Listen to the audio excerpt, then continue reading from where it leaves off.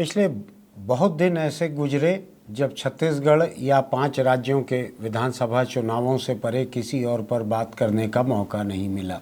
मेरे साथ दिक्कत यह भी रही कि देश विदेश की खबरें तो रहती ही हैं हर दिन, लेकिन छत्तीसगढ़ की विधानसभा के मुद्दे इस तरह हावी रहे कि मुझको इसी स्टूडियो में लगातार बहुत से वीडियो बनाने पड़े, लोगों को इंटरव्यू करना पड़ा, कुछ लोगों ने मुझको इंटरव्यू किया।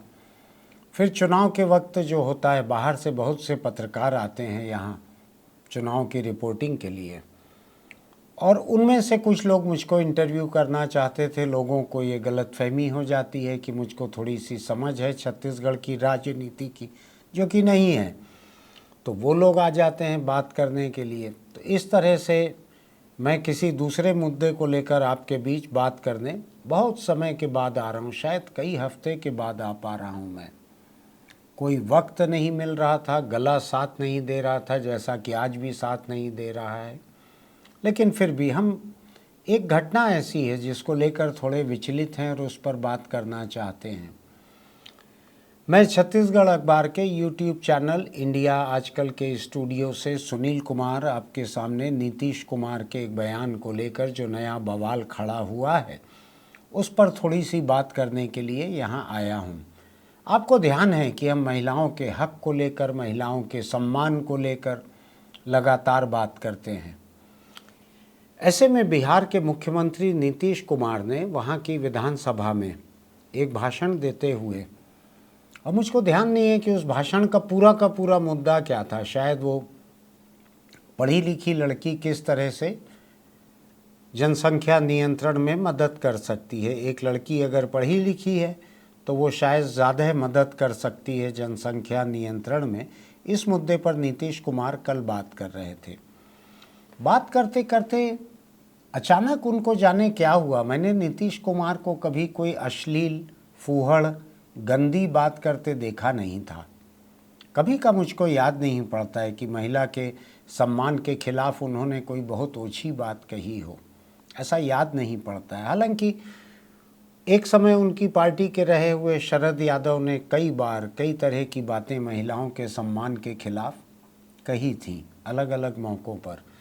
कहीं राजस्थान की चुनावी सभा में उन्होंने वसुंधरा राजे को, एक वक्त मोटी थी अब दुबली हो गई हैं, ऐसा कहा। कभी संसद में दक्षिण भारत की महिला सदस्यों के बारे में कहा कि उनके शरीर की बनावट बेहतर होती है, इस किस्म का।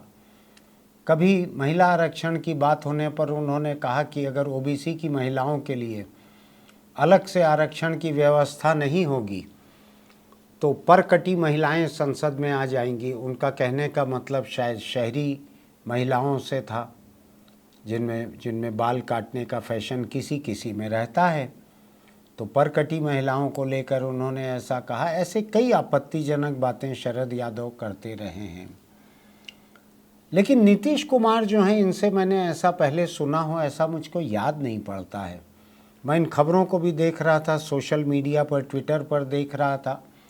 किसी ने ऐसा याद नहीं दिलाया है कि नीतीश तो आदतन ऐसी ही बकवास करते आए हैं। लेकिन कल उन्होंने जो सदन में जो किया है वो बकवास से कम कुछ नहीं, और बकवास भी अवांछित, जिसकी की ज़रूरत नहीं थी, घटिया, अश्लील और बड़ी ही अपमानजनक बकवास थी।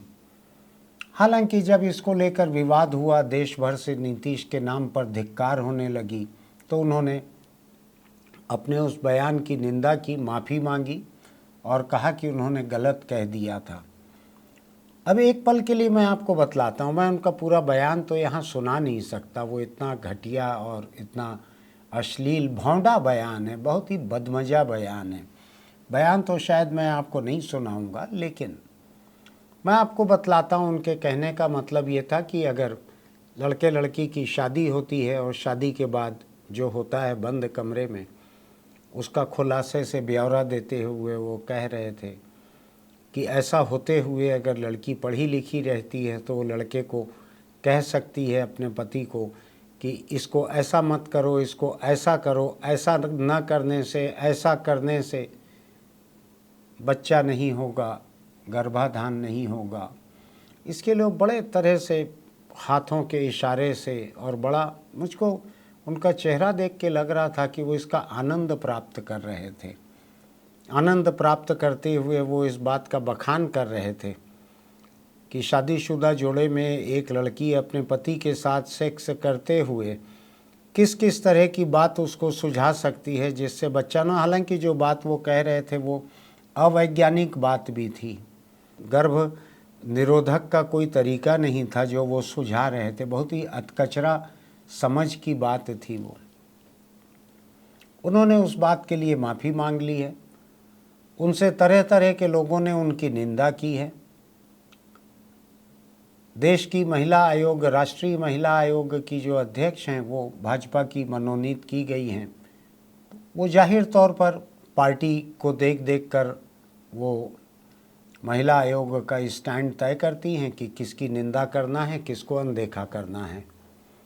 मुझको याद नहीं पड़ता है कि मणिपुर में जब महिलाओं को नंगा करके भीड़ उनके बदन से खेलते हुए, बलात्कार करते हुए उनका जुलूस निकाल रही थी और उनके साथ बलात्कार करके उनको मार डाला गया, तो मुझको याद नहीं पड़ रहा है कि उसके ऊपर इनका कोई बयान आया हो, इन्होंने कोई नोटिस जारी किया हो। ऐसे बहुत से मामले हैं, कोई एक मामला नहीं है। भाजपा के एक सांसद थे, पहलवानी संघ के अध्यक्ष थे बृजभूषण शरण सिंह। उनके किस्से कहानी आप जानते हैं, हमने कई बार इस स्टूडियो में उठाए हैं। उनके बारे में राष्ट्रीय महिला आयोग ने कुछ कहा हो, मुझको ऐसे याद नहीं पड़ता। ऐसे बहुत से मामले हैं जो राजनीतिक लोगों के मनोनीत किए हुए लोग रहते हैं संवैधानिक पदों पे, इस किस्म के आयोगों पे, चाहे वो केंद्र में हो चाहे प्रदेशों में हो। वो अपने को मनोनीत करने वाले आकाओं की पसंद और नापसंद का ख्याल करके ही कोई काम करते हैं। जिस तबके के संवैधानिक अधिकारों की रक्षा के लिए उनको लाया जाता है वो काम वो कभी नहीं करते। ये काम मैं केवल दिल्ली का राष्ट्रीय स्तर का नहीं बोल रहा हूँ, मैं अपने राज्य छत्तीसगढ़ में, न केवल इस सरकार में, इसके पहले की सरकार में, हर किस्म की सरकार में देखता हूँ। अपने को मनोनीत करने वाली सरकार को कोई असुविधा ना हो ये ख्याल पहले रखा जाता है। महिला का क्या है, महिला की इज्जत तो हिंदुस्तान जैसे समाज में सड़कों पे जहाँ चाहे वहाँ उछाल दी जा सकती है। खैर, मैं यहाँ एक और वजह से आया हूँ कि नीतीश कुमार ने तो अपने बयान को लेकर माफ़ी मांग ली है। उन्होंने जो कहा, एक महिला विधायक वहाँ की, जाहिर तौर पर शायद नीतीश की पार्टी की नहीं होंगी, लालू की पार्टी की नहीं होंगी, वो होंगी बीजेपी की होंगी, तो उन्होंने जो कहा है हम कोशिश करते हैं आपको सुनाएं। अभी मेरी इस बात के बाद उसको सुनाते हैं आपको, उसको सुनिए। आपकी एक महिला विधायक जिसका हक है, जब महिलाओं के बारे में भोंडी और अश्लील बात सदन में की जाती है तो वहाँ जितनी महिलाएं मौजूद हैं सबका हक है आपत्ति करने का, कहने का। तो ये एक वीडियो मुझको दिखा है, इसको मैं आपको दिखा रहा हूँ, इसको देखिए। क्या पूछे सवाल? क्लास है क्या? यहाँ नियम बनता है, संविधान बनाए जाते हैं, कानून बनाए जाते हैं। यहाँ सेक्सुअल क्लास हो रहा है क्या? किसी का सेक्सुअल हरासमेंट हो रहा था क्या? अब मुख्यमंत्री जी तो ऐसा बयान कर रहे जैसे कि उनके साथ घटित हो रही होगी घटना। तो बड़ा प्रैक्टिकल वे में मुख्यमंत्री बयान कर रहे थे और कहीं से संबंध नहीं था इस विषय का। इस बात को आज रखने का था। हम लोग अच्छे तरह से मुख्यमंत्री को सुनने के लिए बैठे हुए थे। जातीय गणना के जिसका हमने भी सपोर्ट किया और हम लोग उसका स्वागत करते हैं, उसके लिए मुख्यमंत्री के वक्तव्य को बैठे हुए थे सुनने के लिए। आज इन्होंने पूरे सिनेरियो को ही चेंज कर दिया। तो ये बहुत ही आपत्तिजनक है और जिसकी जितने भी निंदा की जाए मुख्यमंत्री जी को वो कम होगी। और ये हमें लगता है कि आज का सदन, आज का हाउस पूरे इतिहास में विधान परिषद मंडलीय में काला अध्याय और काले दिन के रूप में जाना जाएगा। इसके अलावा प्रधानमंत्री नरेंद्र मोदी ने कहा है, विधानसभा के अंदर वहाँ माताएं बहनें भी मौजूद थीं, कोई कल्पना भी नहीं कर सकता है ऐसी भद्दी भाषा में बातें की, कोई शर्म नहीं है उनको। इतना ही नहीं, इंडी अलायंस के एक भी नेता ने माताओं और बहनों के इस अपमान के खिलाफ एक शब्द भी नहीं बोला। नरेंद्र मोदी प्रधानमंत्री, ये आज तक की वेबसाइट से मैं पढ़कर आपको बतला रहा हूँ, उन्होंने ट्विटर पर भी पोस्ट किया है। मुझको ध्यान नहीं पड़ता है कि मणिपुर में जब महिलाओं के साथ सामूहिक बलात्कार हुए, मणिपुर में सैकड़ों लाशें गिर गईं, 150 से अधिक थी, शायद सैकड़ों नहीं थी, 150 से 160 से अधिक थी। जब गैंग रेप हुए महिलाओं के साथ, उनको नंगा करके जुलूस निकाला गया, तो प्रधानमंत्री की जुबान उस वक्त 78 दिन या 77 दिन तक नहीं खुली थी मणिपुर पर। जिस भाजपा सांसद बृजभूषण शरण सिंह के खिलाफ आधा दर्जन से ज़्यादा पहलवान लड़कियों ने शिकायत की कि उनका देह शोषण किया, उनके बदन पर हाथ फेरा, कपड़ों के भीतर हाथ डाला, यौन शोषण किया, बृजभूषण शरण सिंह ने जब सुप्रीम कोर्ट के हुक्म पर दिल्ली पुलिस को बहुत मजबूरी में बड़ा ही अनचाहे तरीके से जांच करनी पड़ी, जांच के बाद जो नतीजे आए, दिल्ली पुलिस को सुप्रीम कोर्ट की निगरानी में काम करना था, इसलिए उसने अदालत को कहा कि इसमें बृजभूषण शरण सिंह के खिलाफ मामला चलाने के लिए पर्याप्त सबूत मौजूद हैं, पुख्ता सबूत मौजूद हैं। उन्होंने देश में, देश के बाहर सब जगह ऐसा काम किया है, काफ़ी कुछ कहा। मुझको ध्यान नहीं पड़ रहा है कि प्रधानमंत्री का एक शब्द भी उस पर आया हो, भाजपा के अध्यक्ष का एक शब्द भी उस पर आया हो। लेकिन खैर, प्रधानमंत्री ने आज नीतीश कुमार की निंदा इस तरह से की है तो मेरी जिम्मेदारी है मैं उसको बतलाऊं। प्रधानमंत्री बड़े व्यक्ति होते हैं, वो अगर किसी मुद्दे पर चुप रहते हैं तो भी बड़ी बात है, किसी मुद्दे पर बोलते हैं तो भी बड़ी बात है। आप भी याद कर लीजिएगा, गूगल करके देख लीजिएगा कि मणिपुर से लेकर बृजभूषण शरण सिंह तक क्या कहा था प्रधानमंत्री ने। ये तो दोनों ऐसी जगह हैं, एक उनकी पार्टी का सांसद है, एक जगह मणिपुर में उनकी पार्टी के मुख्यमंत्री हैं, उनकी पार्टी का राज है। उस पार्टी के राज में ये सब हुआ था, जिसको देखकर देश हिल गया था। सुप्रीम कोर्ट ने उन वीडियो को देखकर ही इसका नोटिस लिया था खुद होकर, ये हाल था। तो सुप्रीम कोर्ट जब नोटिस जारी कर रहा था जिस सुबह केंद्र सरकार के लिए, और एक शाम पहले केंद्र सरकार के वकील सुप्रीम कोर्ट में समझ गए थे कि सुप्रीम कोर्ट नोटिस जारी कर रहा है, तो अगली सुबह संसद शुरू होने के पहले और सुप्रीम कोर्ट का नोटिस रास्ते में रहा होगा, उस वक्त प्रधानमंत्री ने पहली बार मणिपुर पर अफसोस जाहिर किया था। लेकिन उन्होंने नीतीश कुमार के बयान पर, नीतीश ने कोई हरकत किसी से नहीं कर दी है, नीतीश किसी यौन शोषण या बलात्कार या दुर्व्यवहार के शिकार नहीं है। उन्होंने एक गलत बात कही है जिसकी मैं पर्याप्त निंदा कर चुका हूँ, आगे अभी और करूँगा। लेकिन मैं देखना चाहता हूँ कि एक देश, एक प्रधानमंत्री, एक पार्टी, इनका दो अलग अलग मुद्दों पर कितना अलग अलग किस्म का रुख हो सकता है। लेकिन आप ये मान के मत चलिएगा कि मैं सिर्फ प्रधानमंत्री पे बात करने के लिए यहाँ हूँ। आज दरअसल मैं प्रधानमंत्री से परे ही बात करने के लिए यहाँ पे हूँ।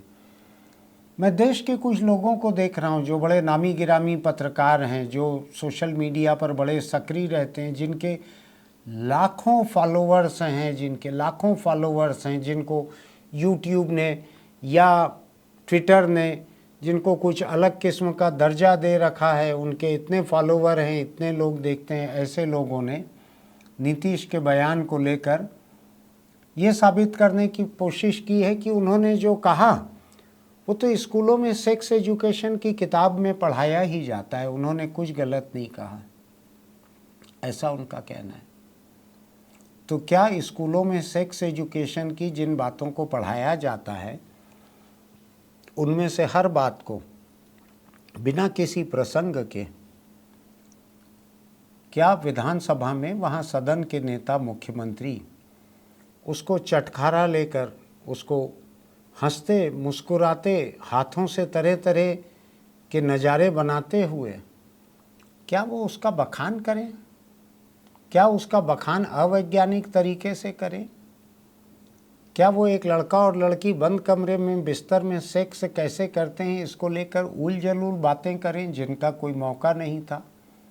लेकिन मैं देख रहा हूं कि सोशल मीडिया पर जो लोग ओबीसी की राजनीति का समर्थन करते हैं, जो लोग नीतीश कुमार का समर्थन करते हैं, या कि जो लोग मोदी के विरोधी हैं, भाजपा के विरोधी हैं, एनडीए के विरोधी हैं, और नीतीश जिस गठबंधन में है, इंडिया गठबंधन, जिसमें कांग्रेस भी है, राहुल गांधी भी है, उस गठबंधन के समर्थक हैं। होता है बहुत से पत्रकार रहते हैं किसी एक के साथ रहते हैं, किसी एक के खिलाफ रहते हैं, रहता है ऐसा।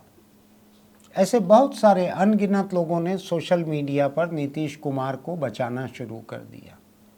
खुद नीतीश कुमार कह रहे हैं, मैं अपने बयान की निंदा करता हूँ, मैं अपने बयान की भर्त्सना करता हूँ। जो लोग मेरी निंदा कर रहे हैं इस बयान की, मैं उनका अभिनंदन करता हूँ। मुझसे गलती हो गई है, मैंने गलत बयान दिया था, मैं उसको वापस लेता हूँ, उसके लिए खेद व्यक्त करता हूँ, मैं माफ़ी मांगता हूँ। मुझको लगता है नीतीश कुमार ने बिल्कुल निशर्त दिल से माफ़ी मांगी है। इसके लिए माफ़ करने लायक है कि नहीं मामला, ये एक बात, और क्या माफ़ कर देने लायक है तो भी क्या उसके ऊपर हम यहाँ चर्चा ना करें? आखिर ऐसे मामलों की चर्चा इसलिए भी ज़रूरी है कि किसी दूसरे नेता को इस किस्म की बकवास करने के पहले ये मालूम रहे कि देश में उनको किस तरह धिक्कारा जाएगा, ये मालूम रहे। हालांकि मैं आपको याद दिला दूं, उधर उत्तर प्रदेश में योगी, इधर हरियाणा में मनोहर लाल, ये लोग कितने तरह की बातें लड़कियों और महिलाओं के बारे में करते हैं। ये लड़कियों और महिलाओं को पहले पिता, फिर पति, फिर पुत्र की गुलाम बनाकर रखना चाहते हैं, मनुस्मृति की तरह।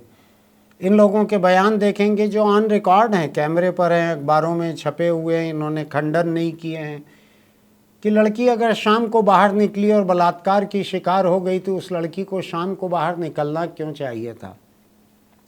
इस किस्म के इनके तर्क रहते हैं। मैं इन लोगों को, नीतीश कुमार को धिक्कारने का हकदार नहीं मानता। प्रधानमंत्री नरेंद्र मोदी सहित भाजपा के किसी भी नेता को, राष्ट्रीय महिला आयोग की अध्यक्ष को भी, मैं इनमें से किसी को नीतीश कुमार को धिक्कारने का हकदार नहीं मानता। मैं नीतीश कुमार को धिक्कार रहा हूं अपनी तरफ से। फिर भी मैं अखबार के धंधे में हूं, तो खबरों में जिन लोगों की धिक्कार आई है उसमें से प्रधानमंत्री की धिक्कार तो कम से कम मैं गिना दे रहा हूं आपको। मेरा ये मानना है कि नीतीश कुमार ने अपनी गलती मान ली, माफ़ी मांग ली, उनको जितना धिक्कारना है धिक्कार दें। लेकिन क्या ओबीसी की राजनीति के नाम पे, क्या मोदी विरोध के नाम पे, क्या इंडिया गठबंधन के समर्थन के नाम पे नीतीश कुमार को बचाने की कोशिश की जाए? ये तर्क दिया जाए कि उन्होंने क्या कहा है, उन्होंने तो स्कूल के सेक्स एजुकेशन की ही बात कही है, उन्होंने क्या कहा है, उनका तरीका थोड़ा सा गलत था, बाकी तो बात तो उन्होंने सही कही थी। हजार हजार मुंह सोशल मीडिया पर जुट गए नीतीश कुमार को बचाने के लिए। मेरा धिक्कार इन लोगों को अधिक है। नीतीश तो माफ़ी मांग चुके हैं।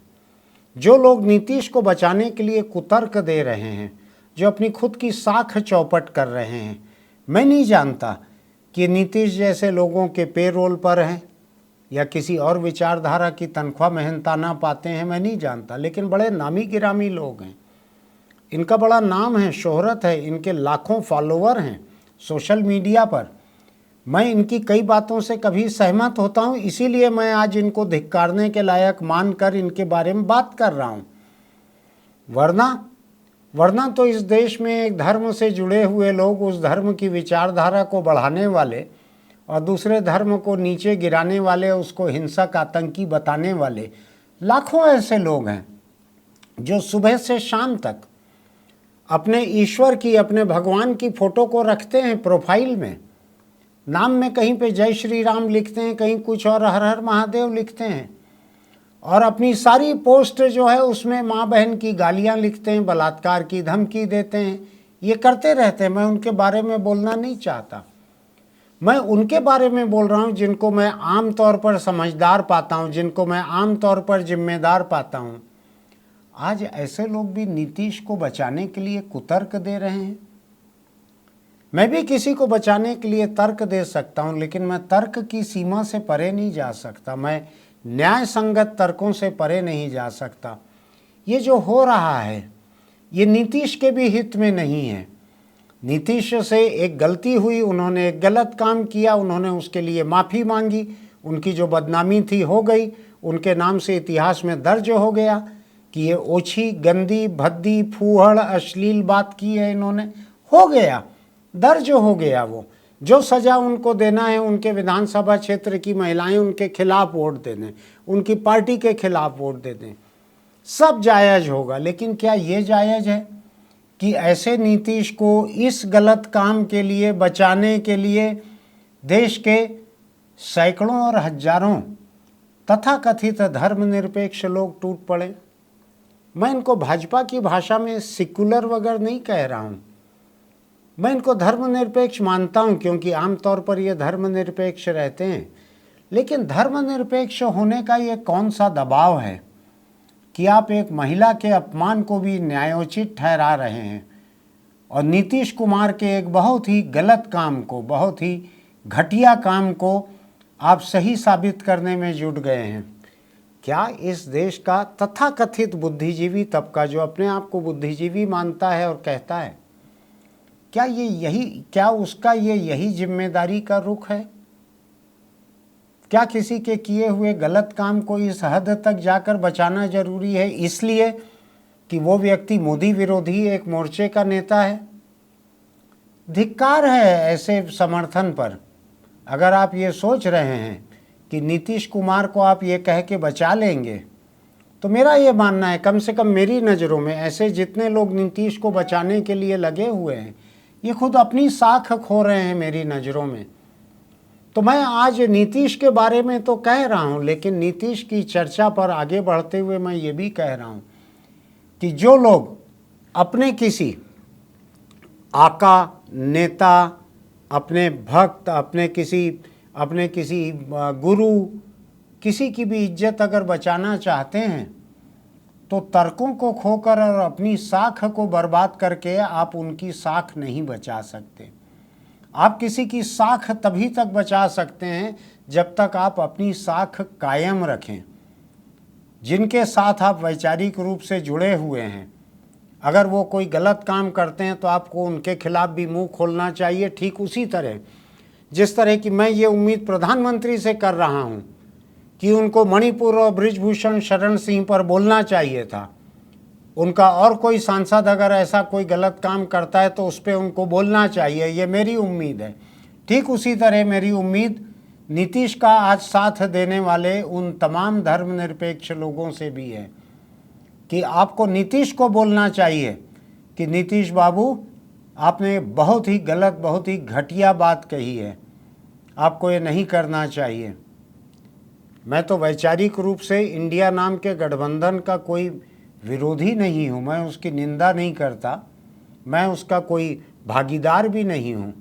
लेकिन मुझको लगता है कि देश में जहाँ वैचारिक विचार विमर्श होता है, जो कि आज ट्विटर और फेसबुक जैसे सोशल प्लेटफॉर्म रह गए हैं, जहाँ व्हाट्सएप जैसी मैसेंजर सर्विस रह गई है, इन जगहों पर लोगों को अपने पूर्वाग्रहों को अलग रख कर सच को सच और झूठ को झूठ, सही को सही और गलत को गलत बोलने की हिम्मत भी दिखानी चाहिए। चाहे वो गलत आपके किसी करीबी ने क्यों न किया हो, आपके किसी वैचारिक समर्थक ने न किया हो, जिसने भी किया हो, आपको सच बोलने का इतना हौसला दिखाना चाहिए। मुझको लग रहा है कल न केवल नीतीश ने अपनी साख का एक हिस्सा खो दिया है, बल्कि उनके किए हुए को, उनके कहे हुए को सही ठहराने वाले लोग, वो भी अपनी साख का एक हिस्सा खो बैठे हैं, मेरी नज़रों में गिर गए हैं। इससे ज़्यादा क्या कहूँ, इतनी ही बात कहने आज यहाँ आया था। फिर मिलते हैं हम। और हाँ, अभी हम चुनाव के बीच में हैं। देश के 5 राज्यों में चुनाव हो रहे हैं। छत्तीसगढ़ में 20 सीटों का मतदान कल हुआ है, 70 का मतदान होना बाकी है। जिन 20 सीटों में मतदान हुआ है, आदिवासी सीटों में भी मतदाताओं ने नक्सल गोलियों के बीच भी अच्छा मतदान किया है। जो शहरों में लोग हैं, जिनका पोलिंग बूथ आधा किलोमीटर 1 किलोमीटर से दूर नहीं है, उनको सोचना चाहिए कि 10 और 20 किलोमीटर दूर जाकर जंगल में नक्सलियों के बीच जो लोग वोट डाल रहे हैं, क्या शहरी लोग उनसे गए बीते हैं? क्या इनकी लोकतंत्र की समझ उतनी भी नहीं है? सोचें अपने बारे में। आपको ठीक लगे तो वोट डालने ज़रूर जाइएगा। 17 तारीख को छत्तीसगढ़ के बाकी हिस्से में वोट है। बाकी प्रदेशों में जिस तारीख को आपके इलाके में वोट हो, वहाँ ज़रूर वोट डालने जाइए। फिर मिलते हैं।